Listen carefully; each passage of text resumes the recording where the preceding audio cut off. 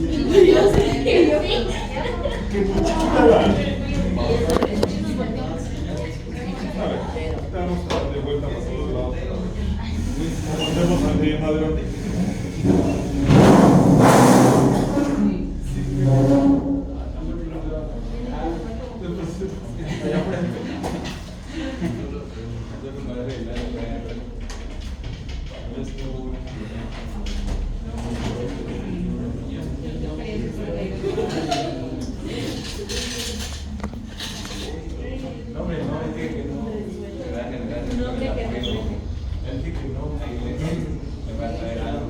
Bueno, miren jóvenes, buenos días. Vamos a continuar practicando de lo que es neurona. Vimos en la clase anterior lo que era médula espinal, ¿verdad?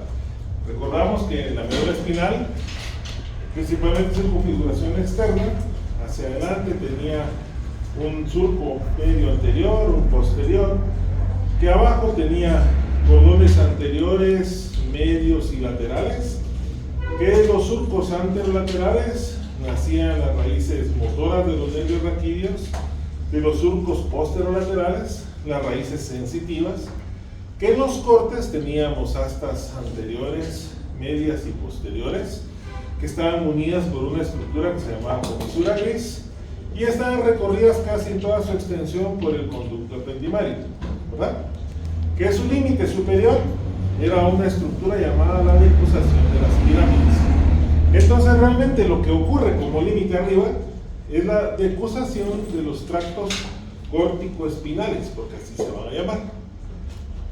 La configuración externa de la médula espinal es similar a la cara anterior de la médula oblonga. Algunas estructuras son similares, pero cambian de nombre. Solo por la posición arriba de la decusación van a cambiar de nombre.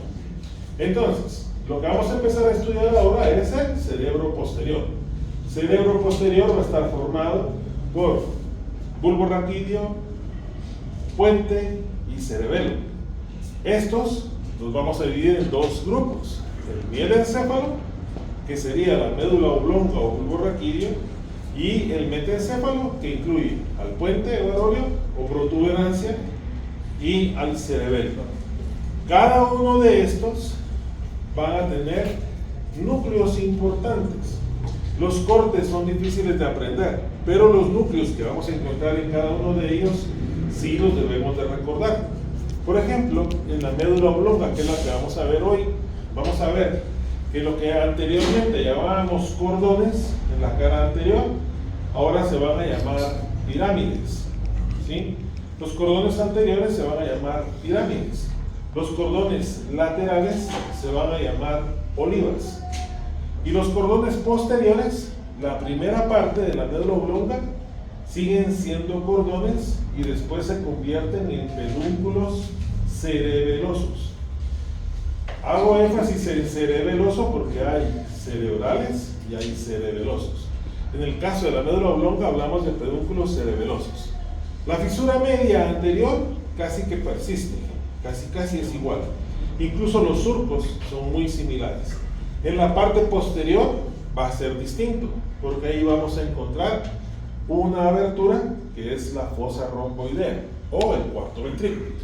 Y al final, entre la unión de médula oblonga y el puente, vamos a tener al final del surco medio un pequeño agujero que se llama agujero ciego. Del puente para arriba ya cambia la forma, ya no se parece en nada a la médula espinal, pero algunas cosas, como mencionaba, son similares.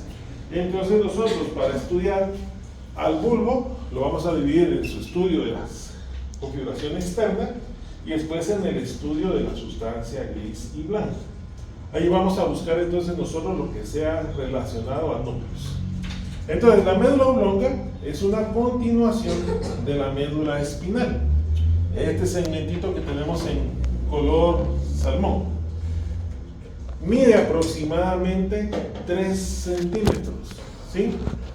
Comienza más o menos a la altura del arco anterior del atlas, atraviesa el agujero magno y termina en la parte media de la porción basilar del hueso occipital. Si ustedes se recuerdan, la porción basilar es esa parte como cuadrilátera que tenía el occipital por delante del agujero magno.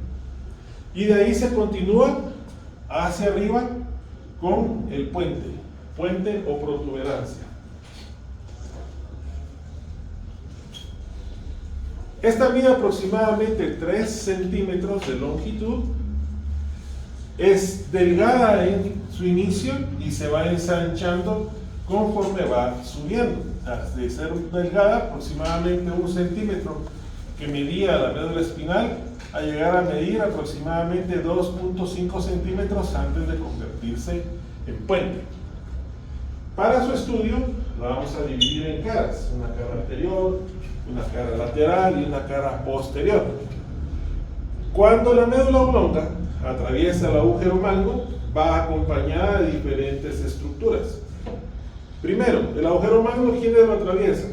Las arterias vertebrales, los nervios vertebrales, la rama recurrente del hipogloso, la rama ascendente del nervio cervical, y aparte de eso, va a ir acompañada de meninges.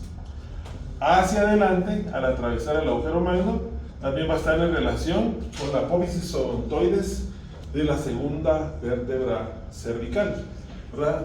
El apófisis odontoides del axis. Hacia atrás va a estar también delimitada o va a estar separada del resto de estructuras por una membrana que se llama membrana atlanto-occipital, o sea, que va del atlas al occipital. Esas son las que acompañan a nuestra médula oblonga bulbo cuando atraviesa este agujero, que es el agujero magno. Entonces, básicamente esas serían sus relaciones. Ya dentro de la cavidad craneana, la médula oblonga se dobla un poquito, es una pequeña inclinación, y va a estar por delante del cerebelo y por encima de la porción basilar intracraneana del hueso occipital. Entonces es solamente su ubicación. Cuando hablamos de la configuración externa, hablamos de las características que nosotros vamos a ver en ella. Vamos a estudiar, como dijimos, una cara externa, una cara lateral y una cara posterior. Realmente son 2 caras laterales, pero comparten las mismas estructuras. Cuando tuvimos la primera clase, que fue la bienvenida al curso, yo les hice un dibujo mal hecho de lo que era la médula oblonga, el puente del mesencéfalo. Y la importancia de la configuración externa está en recordar ese dibujo. Este dibujo que está acá es un dibujo que debemos de memorizar. ¿Por qué? Porque solo en esta parte, en la cara anterior, tenemos 1, 2, 3, 4, 5, 6, 11, 12, 13, 14, 15, 16, 17, 18, 20, 21, 22, 23, 24. Hay 25 puntos de un dibujo. Y si ponemos la cara posterior, le sumamos otras 10. Entonces, en una imagen, en el examen, puede tener un valor de 15 puntos. Pero si ustedes lo memorizan, muchas cosas se facilitan. Los orígenes aparentes de los pares craneales. Tenemos la idea de qué pares craneales nacen a cada nivel. Bueno, entonces aquí lo dividimos: bulbo, puente, arriba ya mesencéfalo. Inicia en la decusación de las pirámides y termina en un surco que separa el puente del bulbo. Ese surco se llama surco bulbo-pontino. Bulbo de puente, pontino de puente, bulbo de bulbo raquídeo. O bulbo protuberancial, porque en algunos libros al puente se le llama protuberancia, es la misma cosa. Entonces, surco bulbo-pontino, para quedar de acuerdo en algo, ¿sí? El límite superior de la médula oblonga. En su cara anterior, muy similar a la médula espinal, ¿verdad? Va a tener un surco que la recorre, que va a ser la fisura media anterior.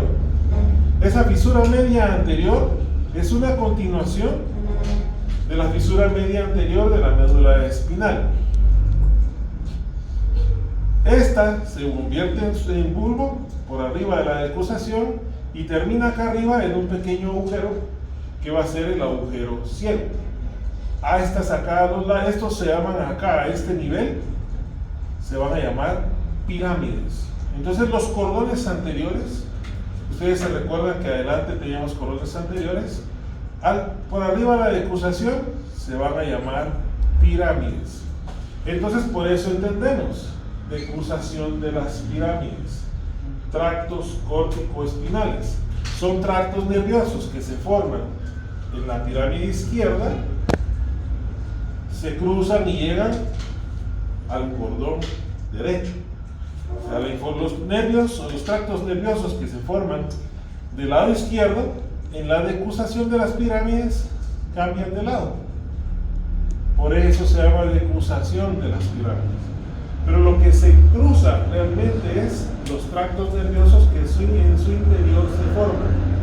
No vamos a ver que se monta una sobre otra, es solamente en su interior. Donde hay decusación de sustancia gris y sustancia blanca, quiere decir, donde se cruza la sustancia gris y la sustancia blanca, ¿cómo se llama? Encontramos decusación de estructuras nerviosas, lo hacen en la formación reticular, casi que en la parte media de la médula oblonga, ahí se entrecruza todo. Entonces vamos a formar a la formación reticular. A los lados de las pirámides vamos a encontrar que los cordones laterales ahora se van a llamar olivas. Entonces vamos a tener olivas. Entre las pirámides y las olivas tenemos un surco, que es el surco anterolateral o surco preolivar. El anterolateral o surco preolivar. Y aquí nace nuestro primer par craneal. De ese surco anterolateral parten de 10 a 12 ramilletes nerviosos que forman al 12º par craneal o nervio hipogloso. Nervio hipogloso. Los pares craneales están nombrados por número, o sea, tienen nombres propios y tienen un número. Eso es en base a cómo aparecen, del que está más arriba al que sale más abajo. El hipogloso es el 12º y el primero es el olfatorio. Y si ustedes se recuerdan, cuando estudiamos anatomía, sobre la lámina cribosa está el bulbo olfatorio, es el que está más arriba. Olfatorio primero, óptico segundo par, está abajo, y de ahí nos vamos con nosotros. Motor ocular común, motor ocular externo, trigémino. ¿Dónde pasaban esos? Orbitaria, ¿verdad? La fisura orbitaria. Y de ahí venimos con todos estos otros. Bueno, entonces aparece el primero, nervio hipogloso. Este que nace del surco anterolateral y que da varias fibras nerviosas es el nervio hipogloso. Entonces el origen aparente del nervio hipogloso es el surco anterolateral de la médula oblonga o surco preolivar. Hacia atrás, las pirámides vulvares, las olivas, estas olivas que están acá, van a estar separadas por otro surco, va a ser el surco posterolateral. Entonces tenemos un surco anterolateral y un surco posterolateral. En el anterolateral de la médula oblonga, nervio hipogloso. En el anterolateral de la médula espinal,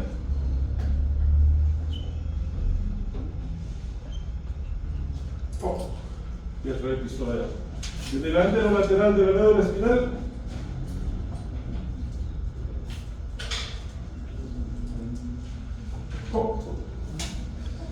amarillo.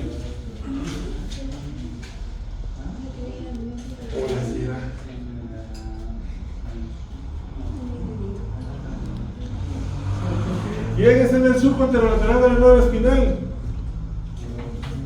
Las raíces motoras de los nervios raquídeos. Bien sencillo, no se les debe olvidar. Entonces ya vimos dónde nace el hipogloso. ¿Sí? Esta imagen representa la decusación de las pirámides. Surco bulbopontino, decusación de pirámides. Fisura media anterior, pirámides, olivas. Surco anterolateral o preolivar, nervio hipogloso. ¿Okay? En la parte superior vamos a tener un agujero. Ese agujero se va a llamar agujero ciego. Y vamos a tener una fosa. Entre las olivas y el puente vamos a encontrar una fosa supraolivar. Entonces va a ser importante porque en el surco y de la fosa van a nacer estos pares craneales que vamos a ver acá. Estos los vamos a ver después. Entonces, la fundación de las pirámides o la unión de las dos pirámides. ¿Cuál? Es como la unión de las dos pirámides. Ahorita te lo explico cuando hagamos los cortes. Que no es una unión. La decusación es un entrecruzamiento. Yo traigo un cable aquí, traigo un cable aquí. En algún momento este cable se va para el lado contrario y este también. Entonces, donde se entrecruzan, eso se llama decusación. Entonces, viene un tracto nervioso aquí y viene otro tracto nervioso acá. En donde se inicia la médula oblonga, estos tractos se llaman córtico-espinales. Este se pasa para este lado y este se pasa para el otro. Entonces, este viene de la pirámide, sería izquierda. Este viene de la pirámide derecha. Hacia abajo se van a continuar entonces con el cordón izquierdo, del lado derecho con el cordón izquierdo, del lado izquierdo con el cordón derecho. O sea, aquí se entrecruzan y en la médula espinal tenemos cambiado el control de todo. Nosotros, todo lo que hacemos con la mano izquierda lo maneja nuestro hemisferio cerebral derecho. La mano derecha, el hemisferio cerebral izquierdo. Está cruzada el manejo de nuestro cuerpo, ¿verdad? A eso se refiere. Bueno. En la parte anterosuperior, entonces, vamos a encontrar dos eminencias o dos estructuras voluminosas, estas que tenemos acá, que se van a llamar olivas. Las olivas. Entonces, las olivas, como habíamos mencionado anterior, son parte de los cordones laterales y van a ser importantes para estudiar la cara lateral de la médula oblonga. Entonces, las caras laterales van a estar delimitadas por el surco anterolateral y el surco posterolateral. Del surco anterolateral nacía el hipogloso. Como está delante de la oliva, surco preolivar. Del surco posterolateral o retroolivar van a nacer de abajo hacia arriba nervio espinal, nervio vago y nervio glosofaríngeo, o sea, 11º, 10º y 9º par craneal. Entonces, del surco posterolateral o retroolivar nacen el nervio accesorio o espinal, el nervio vago y el nervio glosofaríngeo.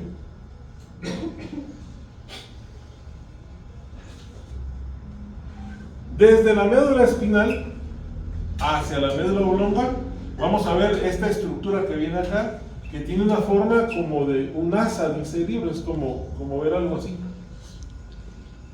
Esa raíz que viene acá forma parte del nervio espinal o nervio accesorio, porque el 11º par craneal tiene un doble origen. Va a tener un núcleo en el interior del bulbo raquídeo, pero tiene una raíz nerviosa que viene del C1, del primer nervio cervical, que va a formar parte de ese par craneal. Entonces tiene una raíz espinal y una raíz vulvar. Entonces esta que viene subiendo es la que va a ser su raíz espinal.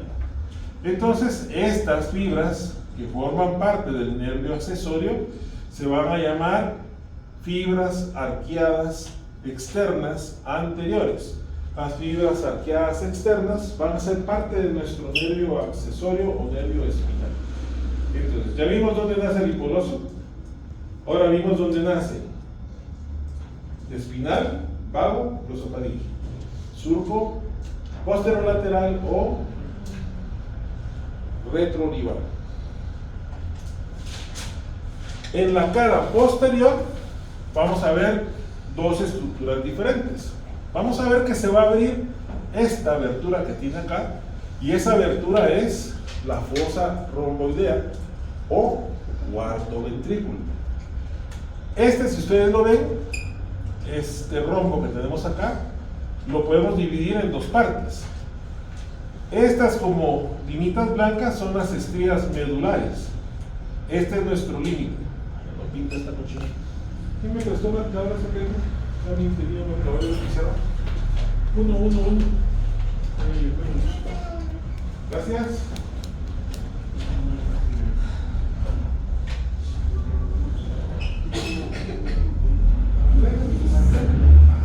No te dejen que venía que estar sentado. Charlie, véngase para acá. Che, ustedes allá atrás no miran nada. Ya, no miro desde allá. Usted trae su telescopio. ¿Dónde está Charlie? Y nos atrasamos. Aquí adelante.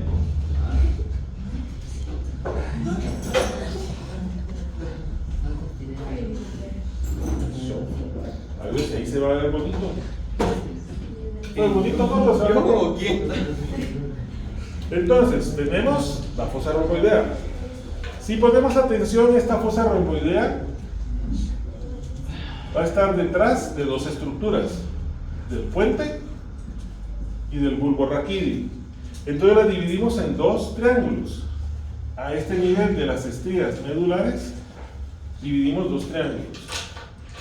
Este se llama triángulo pontino porque está atrás del puente, y este se llama triángulo vulvar porque está atrás del bulbo raquídeo. Hoy vamos a estudiar el triángulo vulvar. Cuando hablemos del puente, vamos a ver el triángulo pontino, pero al final es solo una sola estructura. Entonces, en la cara posterior, al inicio, nuestros cordones posteriores siguen teniendo el mismo nombre. Entonces, de acá hasta donde empieza a separarse, los cordones siguen llamándose cordones posteriores. Pero en algún momento los cordones, como vemos acá, se separan uno de otro. Cuando se separan, van a cambiar de nombre. Entonces, este se va a llamar pedúnculo cerebeloso inferior. Vamos a tener un pedúnculo cerebeloso inferior, un pedúnculo cerebeloso medio y un pedúnculo cerebeloso superior. Entonces, el límite de la fosa romboidea van a ser los pedúnculos cerebelosos inferiores, medios y superiores. El piso del cuarto ventrículo va a ser el bulbo raquídeo y el puente, y el techo, el cerebelo. Recordamos que siempre miramos al muertito boca abajo, ¿verdad? La disección está con el susodicho boca abajo, siempre. Bueno, entonces tenemos un surco medio posterior. Vamos a tener que nuestro cordón posterior tenía dos fascículos que van a continuarse de la médula espinal. Teníamos un surco posterior que tenía un tabique casi cerrado. Teníamos al surco posterolateral, al anterolateral, y teníamos a los cordones con su hendidura media, ¿verdad? Más o menos así. Pero aquí atrás teníamos un surco intermedio posterior en la médula espinal, y teníamos dos fascículos, uno que se llamaba grácil y otro que se llama cuneiforme, ¿verdad? Acá persiste, incluso en los pedúnculos cerebelosos se van a llamar núcleo grácil y núcleo cuneiforme. El cuneiforme lo vamos a dividir en dos, en un cuneiforme propiamente dicho y un cuneiforme accesorio. Ahorita lo vamos a volver a agarrar. La función de ese núcleo cuneiforme accesorio es conectar al bulbo con el cerebelo. Tiene que ver con la propiocepción. La propiocepción que se encarga, este núcleo, es que el cerebelo se encarga de movimientos finos, del equilibrio y de nuestra ubicación, de saber cómo está orientado nuestro cuerpo, en qué posición está y dónde está. Entonces, gracias a ese núcleo lo podemos hacer. Los pedúnculos cerebelosos medios comunican al puente con el cerebelo, Y los pedúnculos cerebelosos superiores al mesencéfalo con el cerebelo, o sea, va a estar conectado todo. Bueno, entonces tenemos un surco medio posterior, dos cordones posteriores, ¿sí? Los cordones posteriores con un grácil y un cuneiforme. Hasta ahí todo iba igual, pero en algún momento estos dos se van a separar. ¿Y cuando se separan? Entonces dijimos que se iban a llamar pedúnculos cerebelosos inferiores, y estos delimitan al cuarto ventrículo. La parte más inferior del cuarto ventrículo lo delimitan los pedúnculos cerebelosos inferiores. Aparte de eso, a este nivel, en el vértice este que vemos acá, va a haber una membrana, ¿sí? Una membrana, un velo, que es como una telaraña. Eso se va a llamar el velo medular inferior. Es como una membranita, como una telaraña que cierra este espacio. Vamos a tener un velo medular inferior, un velo medular superior y el cerebelo tapando el resto. Y con eso convertimos a la fosa romboidea en cuarto ventrículo. Entonces, si nosotros empezamos a estudiar a la fosa romboidea, también va a tener estructuras importantes en su interior. Esta va a ser el límite, las estrías medulares, estas que se dibujan acá. Esto nos va a dar a nuestro triángulo vulvar. En el triángulo vulvar y con la fosa romboidea vamos a tener un surco medio, el surco medio del cuarto ventrículo. Aquí ya no hablamos de médula oblonga, hablamos cuarto ventrículo. Es el surco medio del cuarto ventrículo.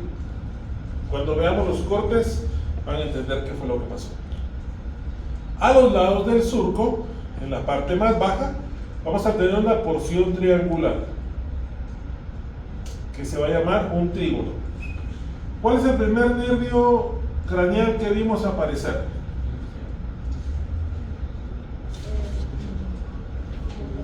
El hipogloso. Entonces, a este nivel tenemos un espacio que se llama el trígono del nervio hipogloso. Trígono del hipogloso. Ese fue el primero que vimos aparecer. Arribita tenemos otro triángulo. Aquí. Este va a ser el trígono del nervio vago. Trígono del nervio vago. Y acá, por donde están las estrías medulares, vamos a tener este espacio que está acá, que eso va a ser el área vestibular. Área vestibular.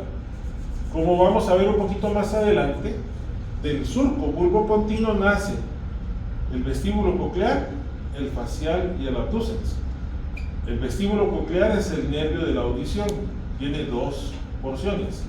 Una vestibular, que se encarga del equilibrio, y una coclear que se encarga de lo que oímos. Entonces, a este nivel, lo que vamos a tener va a ser el aparecimiento de los núcleos vestibulares del nervio auditivo. Entonces, en la cara posterior, surco medio posterior, trígono del hipogloso, trígono del vago, área vestibular. Hacia arriba también vamos a tener algunas estructuras en el triángulo pontino. Vamos a tener a los colículos, vamos a tener a la fosa, ¿qué era? Ahí se me fue el nombre. Ya te me acuerdo. Bueno, pero ahorita estamos en nuestro triángulo vulvar. Entonces, eso es lo que hemos visto en la configuración externa de lo que es la médula espinal. Hacia abajo, cuando los pedúnculos, los cordones se empiezan a separar, entonces hacemos este vértice que tenemos acá. Esta separación, este vértice que está pintado en color verde, se va a llamar el cuerpo restiforme. Eso va a ser el cuerpo restiforme o yuxta restiforme.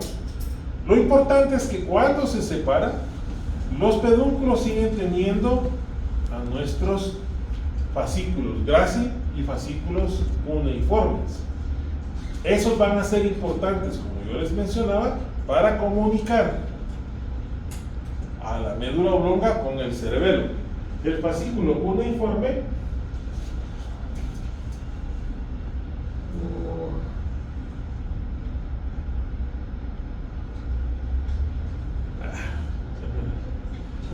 cochinada, no puedo regresar. Bueno, ahorita lo vamos a volver a ver, porque está en una diapositiva sola. En los extremos, entonces tenemos en el extremo inferior la decusación de las pirámides y en el extremo superior a un surco que separa Puente de Bulbo, que se llamaba Surco Bulbo-Pontino. El surco Bulbo-Pontino va a iniciar del centro hacia afuera en el agujero ciego y de él van a partir el nervio abducens, el nervio facial y el nervio vestíbulo coclear. Quiere decir 8, 7 y 6. Nervio vestíbulo coclear, nervio facial con su rama motora y su rama sensitiva y el nervio abducens. Entonces, los padres craneales que nacen del surco bulbo-pontino van a ser abducens facial y vestíbulo coclear.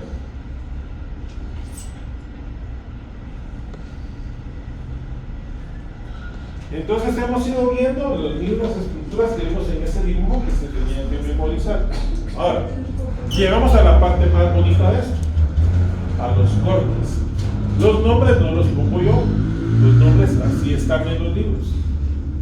No tienen un nombre propio, lo que solamente nos dan una idea de dónde hicieron el primero. Entonces dice, el primer corte dice sitio donde la médula espinal se convierte en médula oblonga. Un corte un poco más arriba, un corte más arriba del anterior, entonces no tiene un nombre propio. Yo lo único que les pido es que se recuerden de los núcleos y qué cambios vamos a ir encontrando o alguna estructura muy importante. Entonces, la sustancia gris y la sustancia blanca realmente van a ser muy diferentes entre lo que era la médula espinal y lo que va a ser la médula oblonga. Van a haber cambios muy evidentes, pero al inicio son algo similares. Donde será la decusación de las pirámides, posiblemente va a ser el cambio inicial que vamos a ver. Conforme vamos más arriba, los cordones desaparecen, porque se les cambió de nombre. Pero igual, la parte de atrás cambia, porque se va a abrir la fosa romboidea.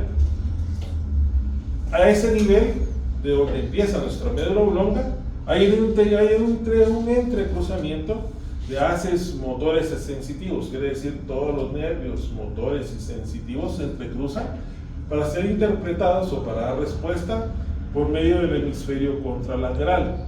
Van a aparecer nuevos núcleos, que son acúmulos de neuronas dentro del encéfalo, que van a dar origen a los pares craneales y van a formarse estructuras nuevas como el menisco medio, la formación reticular, los núcleos piramidales, el núcleo ambiguo, y algunas otras van a desaparecer.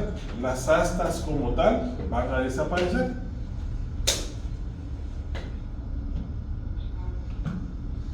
Entonces este es el primer corte, en la unión de la médula oblonga y la médula espinal.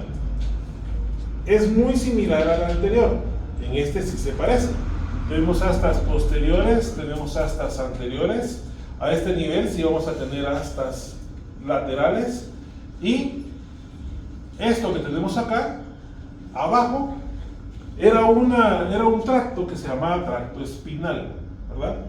Separaba el vértice del asta posterior y era lo único que quedaba entre el borde de la médula y el asta. A este nivel va a cambiar de nombre. Ese es un cambio inicial. Entonces ahora este piquito se va a llamar tracto espinal del nervio trigémino. Ahora ya tiene un apellido. Al inicio era solo el tracto espinal, ahora es el tracto espinal del nervio trigémino. Entonces, ¿qué pasa? Que nuestras astas posteriores van a estar un poquito más abiertas, van a estar incurvadas hacia afuera. Ya no son tan picudas, aparece el tracto córtico espinal del nervio trigémino.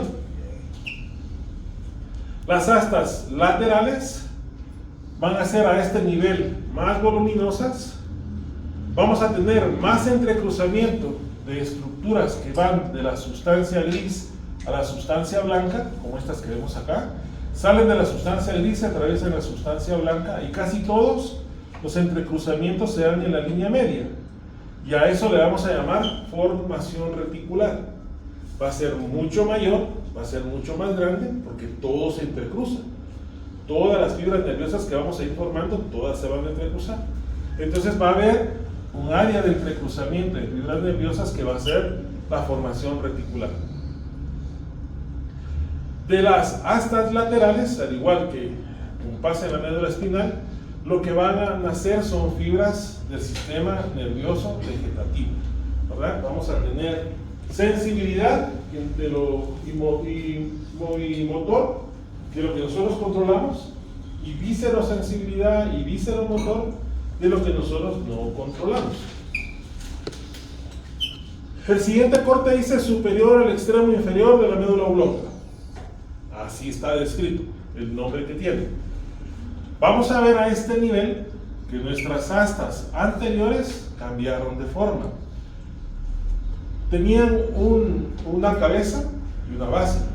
La cabeza empieza a separarse de la base y lo que representan estas dos fibras son los tractos córtico-espinales. Quiere decir, ¿por qué tractos córtico-espinales? Con tractos córtico-espinales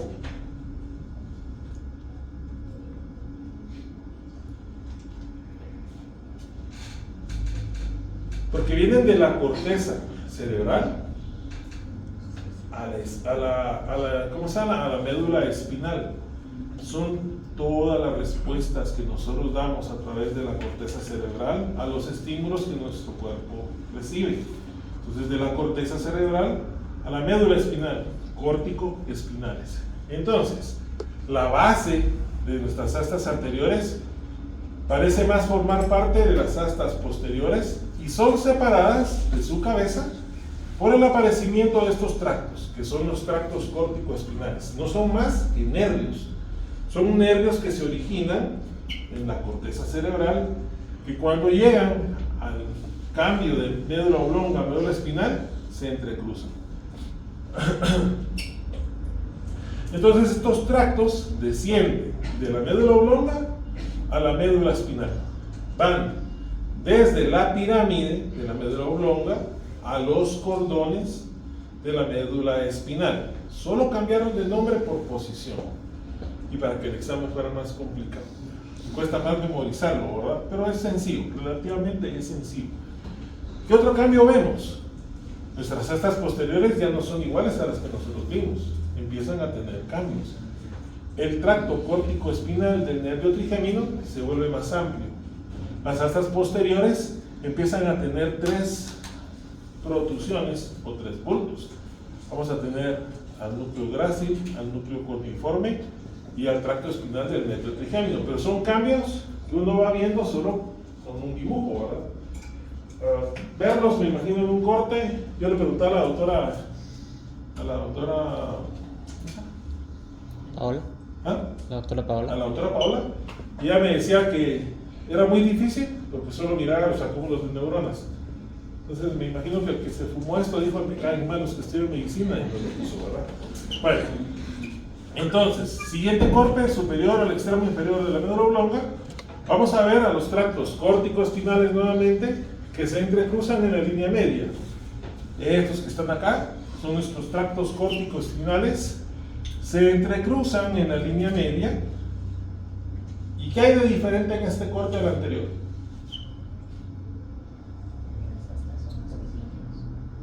Aquí donde se entrecruzaron se llama formación reticular. Pero ¿qué hay aquí? ¿O qué falta ahí? Los cordones anteriores. Los cordones. Ya no. ¿Cordones? Bueno, eran las pirámides. ¿Las pirámides? Las astas Ya no anteriores. Las astas anteriores. La cabeza de las astas anteriores. La cabeza de las astas anteriores, si ustedes ponen atención, que al inicio eran piramidales, a este nivel desaparecieron. Y esas cabezas de las astas anteriores, los vestigios que quedan son estos dos. Y ahora se van a llamar el núcleo ambiguo. El núcleo ambiguo. el núcleo vivo va a ser parte del origen real de algunos de los pares craneales. Entonces, en la línea media, los tractos córtico-espinales se entrecruzan en esta estructura que llamamos formación reticular. Las cabezas de las astas anteriores están aisladas y se convierten en núcleos de sustancia gris que reciben el nombre de núcleos ambiguos. Núcleo ambiguo.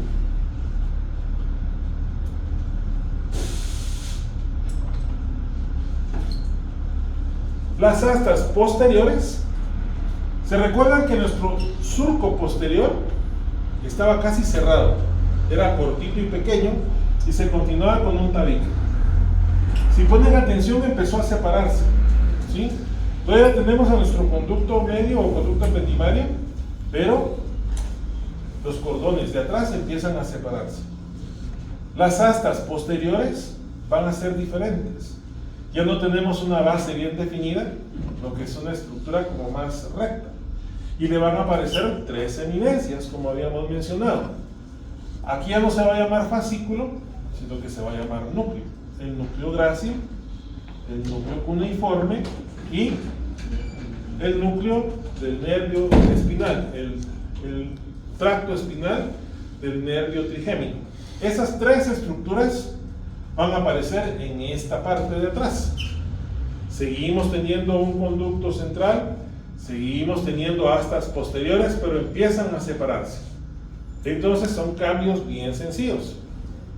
De los núcleos grácil y núcleo cuneiforme van a salir tractos nerviosos. Y los tractos nerviosos que de ellos nacen se entrecruzan en la línea media por delante del conducto central y por detrás de la formación reticular.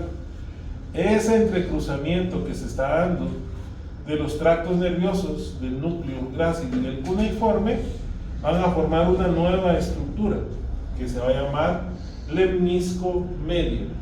Entonces, ya tenemos para investigar en nuestro cuaderno formación reticular, lemnisco medio, tractos córtico-espinales.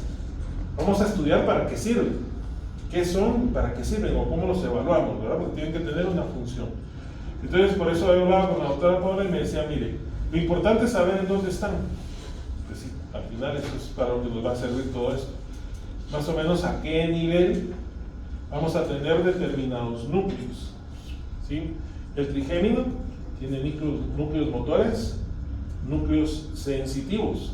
El facial tiene motores sensitivos y vegetativos. Si nosotros encontramos en nuestro examen neurológico alguna anomalía que va en relación a sus núcleos vegetativos, como formación de lágrimas, saliva, pues tenemos una idea de dónde podría haber alguna lesión. Por eso nos sirve, básicamente.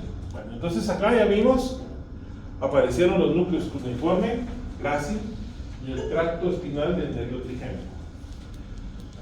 El núcleo cuneiforme, como mencionamos, se va a dividir en 2.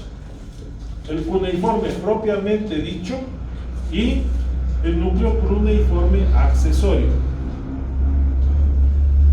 El núcleo cuneiforme propiamente dicho va a formar parte de la vía de la sensibilidad profunda consciente. De la sensibilidad profunda consciente. Investiguemos qué es sensibilidad profunda consciente. Y el núcleo cuneiforme accesorio, bien importante, establece una conexión entre la médula oblonga y el cerebelo. La propiocepción tiene que ver con los movimientos musculares, ubicación, movimientos finos que controla el cerebelo, y todo lo muscular nosotros lo controlamos. Entonces, algunas personas que tienen habilidades motrices muy especiales, los relojeros, los carniceros, los cirujanos, los que hacen sushi, los carniceros, los que sacan rodajitas muy pequeñas, su trabajo es muy fino, meticulosos. Por eso el relojero es un trabajo bien especial, pienso yo. Tienen que tener muy desarrolladas algunas regiones de sus núcleos cerebelosos para poder tener un control tan exacto. Algunos tienen temblor en la mano, tenemos temblor normal, hay personas que no, ¿no? Entonces esos son los núcleos cuneiformes. Entonces, las vías de sensibilidad profunda consciente dice que conduce impulsos propioceptivos nacidos en los músculos, tendones y articulaciones, y de la información táctil discriminativa. Nosotros podemos decir esto es liso, esto es rugoso, esto está frío, esto está caliente. Se refiere a esas sensaciones. Nosotros controlamos casi todo en base a dermatomas, a diferentes niveles de sensibilidad. Eso lo vamos a estudiar casi al final del curso. Esto lo puse por la definición, pero realmente la que me interesa recordar es esta. La propiocepción es la capacidad que tiene nuestro cerebro de saber la posición exacta de todas las partes de nuestro cuerpo. El cerebro tiene el control total de todo. Y la propiocepción es esa capacidad que tiene de saber la posición de todo nuestro cuerpo. Si nuestra mano está para atrás, si el brazo está, si la otra está para adelante, si una pierna está doblada, si la otra está estirada. O sea, a nuestro cerebro le llega información de todo tipo de información, de articulaciones, de músculos, de movimiento, de cambios de dirección, y todo lo controla a través de ese mecanismo de propiocepción. Entonces tiene que ver con un manejo de todo, o sea, es un equilibrio, y todo hace que podamos movernos. Solo con el hecho de cambiar de dirección, nuestro procesador central, el cerebro, se encarga de saber qué está pasando o por qué está pasando, ¿verdad? Cuando perdemos el control del cerebro, no sabemos ni dónde caímos. Así como cuando andan bien aquí en China, que aparecen en la orilla de la playa, ahí se perdió el control. Corte de la médula oblonga un poco inferior al cuarto ventrículo, o sea, todavía no se ha separado, todavía no se ha empezado a formar la fosa romboidea. Posterior a las pirámides de la médula oblonga, en la región de las astas anteriores, la sustancia gris está mezclada con la sustancia blanca. Aquí ya no hay una separación entre sustancia gris y sustancia blanca. Hay una combinación de sustancia gris y blanca, hay una mezcla. A esa mezcla de sustancia gris y sustancia blanca es a lo que nosotros llamamos formación reticular. De las células de los núcleos glácil y cuneiforme, estos de acá, parten fibras que atraviesan la formación reticular, o sea, esta zona de mezcla de sustancia gris y blanca. Pero estas fibras que parten del cuneiforme y glácil y se mezclan, van a dar origen entonces a esta estructura que mencionamos, que era el lemnisco medial o lemnisco medio. Seguimos teniendo un conducto, y ese conducto va a ser importante, porque es una guía. Aquí van a aparecer algunos núcleos alrededor del conducto ependimario o conducto central. Alrededor de él van a aparecer el núcleo del nervio hipogloso. Miren la ubicación donde está. El núcleo del nervio hipogloso. Va a aparecer el núcleo posterior del nervio vago. Gracias. Salud. Gracias. Y el tracto del nervio solitario, se escribe de forma como en media luna, o núcleo solitario. Entonces, en este corte, antes de que se forme el cuarto ventrículo, van a aparecer alrededor del conducto central, hacia adelante, tres núcleos: hipogloso, vago y núcleo del tracto solitario. Bien importante la ubicación. Eso le vamos a poner atención para el siguiente corte. Cuando esto se abra, ¿qué va a pasar? El conducto se va a abrir, ¿verdad? Vamos a tener un canal más grandote. Eso es en la parte posterior. En la parte anterior va a seguir y va a persistir lo que era el núcleo ambiguo, que es lo único que queda de las astas anteriores. Entonces la cabeza de las astas anteriores dijimos que se convirtió en el núcleo ambiguo.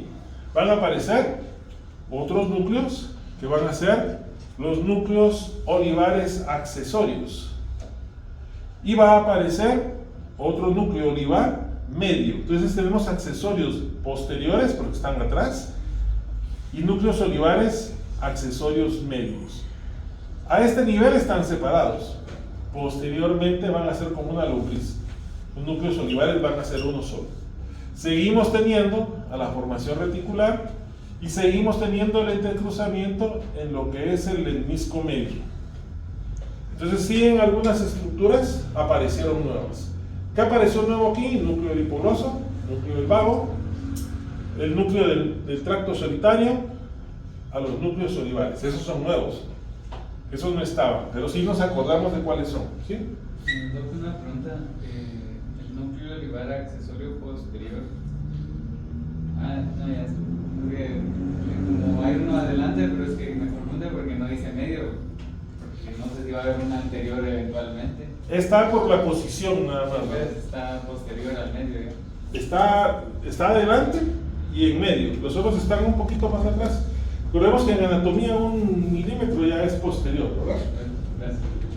Bueno, acá es un corte que pasa por la parte media de la mitad ventricular o superior de la médula oblonga. Quiere decir que aquí los cordones ya se abrieron y se convirtieron en pedúnculos. Acá, ¿qué no hay?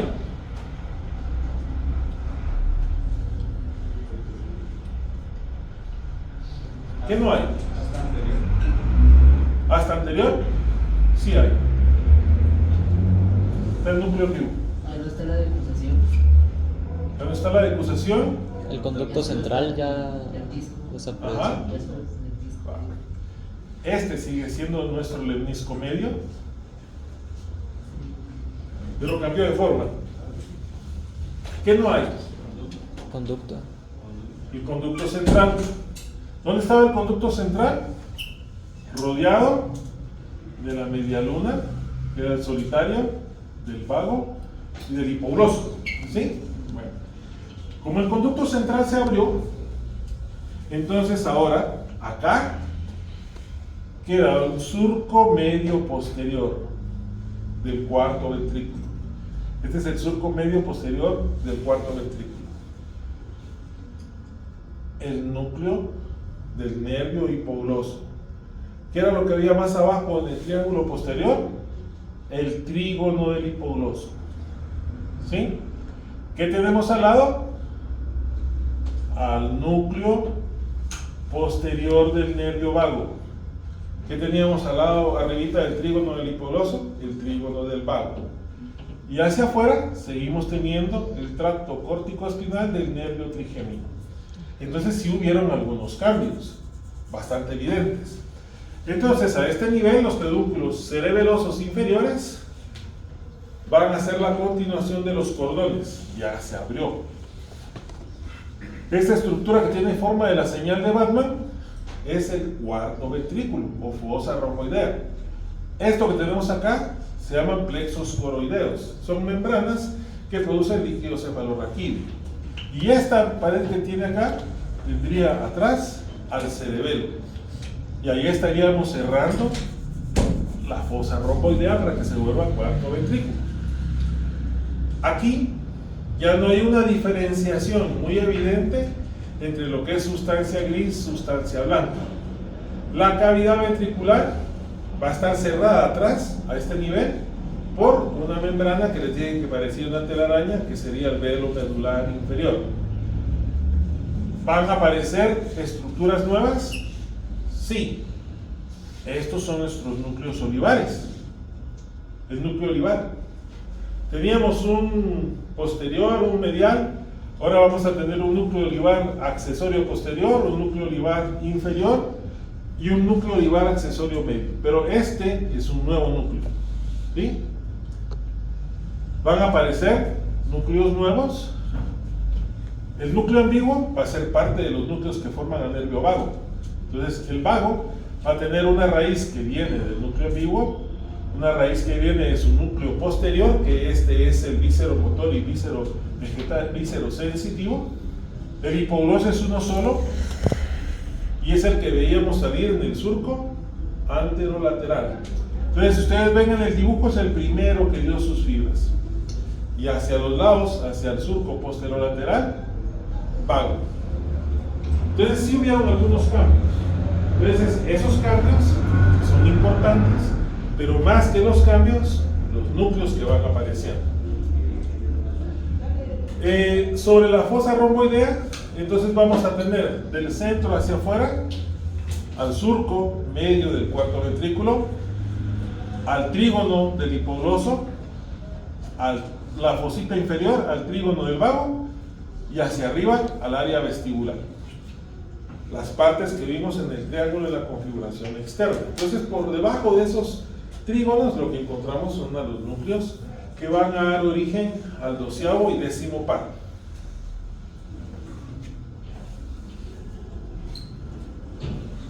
Superior al extremo inferior de la médula oblonga. Entonces, la fosa romboidea va a tener a los siguientes elementos: al núcleo motor del nervio hipogloso. El hipogloso es un núcleo motor, es un nervio motor. En los pares craneales tenemos nervios motores, nervios sensitivos y nervios mixtos. En este caso el hipogloso es motor, va a los nervios, a los músculos de la lengua. Tenemos a los núcleos vegetativos del nervio vago. Uno es visceromotor, que es el núcleo posterior del nervio vago, y el otro es viscerosensitivo. Entonces tenemos al núcleo posterior del nervio vago, que este es motor, visceromotor, y tenemos otro núcleo que va a ser viscerosensitivo. Entonces el nervio vago a este nivel ya tiene dos orígenes: visceromotor, viscerosensitivo. Vamos a tener a núcleos sensitivos del núcleo del tracto solitario. ¿Se acuerdan que era una media luna? Estaba alrededor del conducto. Entonces vamos a tener núcleos sensitivos del tracto solitario. Vamos a tener al núcleo espinal del nervio trigémino y al núcleo ambiguo. Recordamos que el núcleo ambiguo era la cabeza de las astas anteriores. Eso es lo que vamos a ir encontrando en estos cortes que van teniendo ¿cómo se llama? La médula oblonga.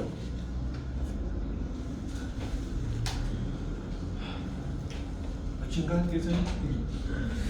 El núcleo arqueado. En la parte anterior, en lo que tenemos adelante, que eran nuestras pirámides, van a aparecer dos núcleos. Estas dos pestañitas o dos uñitas que se ven acá de color gris, es lo que vamos a llamar el núcleo arqueado, en la cara anterior de la pirámide de la médula oblonga. La otra formación que vamos a ver nueva es son los núcleos olivares, que se formaron en uno solo, se convirtieron como en una culebrita. En el puente, estos van a desaparecer y va a quedar una estructura con forma de trapecio. Es un trapecio básicamente, que van a ser los núcleos olivares como vienen de arriba, pero van a ir viendo cambios evidentes. Como les dije, yo no les voy a poner un corte de esto, porque memorizarlo realmente es imposible, a no ser que me caigan muy mal. Les voy a poner entonces, a los que vienen de la otra madre, todos van a tener cortes. ¿Quieres estudiar conmigo de todos? Traidor, mentiroso, mentiroso, más. Bueno, entonces los núcleos de la sustancia gris de la médula oblonga, que están relacionados con los pares craneales, van a ser núcleos motores, principalmente a este nivel. Entonces tenemos al núcleo del nervio hipogloso, que está en la mitad inferior de la médula oblonga, por adelante del conducto central, después queda en el trígono del hipogloso. El trígono del nervio vago, vamos a tener un núcleo el núcleo posterior del nervio vago, vamos a tener un núcleo vegetativo del nervio vago, son los que hemos ido viendo.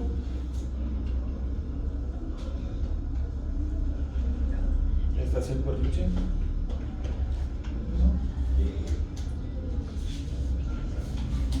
Vamos a tener al núcleo somatomotor del nervio vago, que está en la prolongación de la cabeza de las astas anteriores. También el núcleo ambiguo forma parte de los orígenes reales del nervio vago. Al núcleo somatomotor del nervio glosofaringeo, que se origina del núcleo ambiguo. El núcleo ambiguo va a dar origen a varios pares craneales.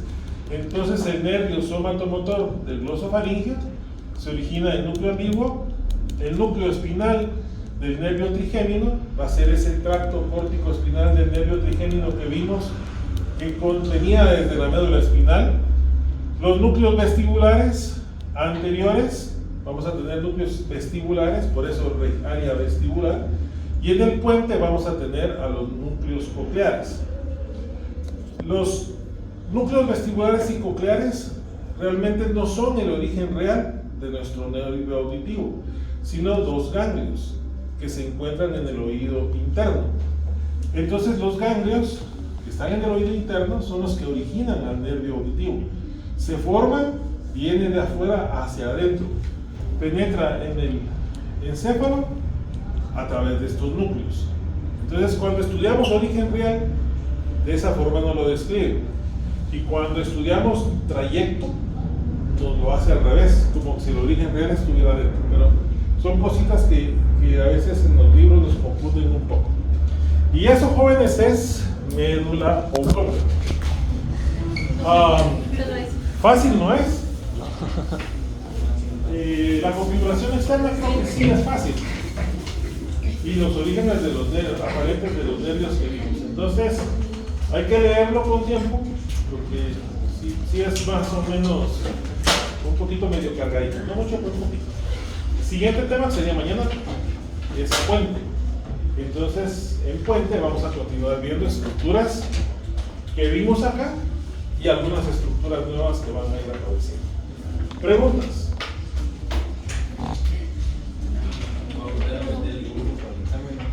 Ya les dije que se los tienen que memorizar. Pero de los cortes y los agujeros y todo eso. Cortes no, pero de la configuración interna, externa y caras laterales sí. Es siempre bien.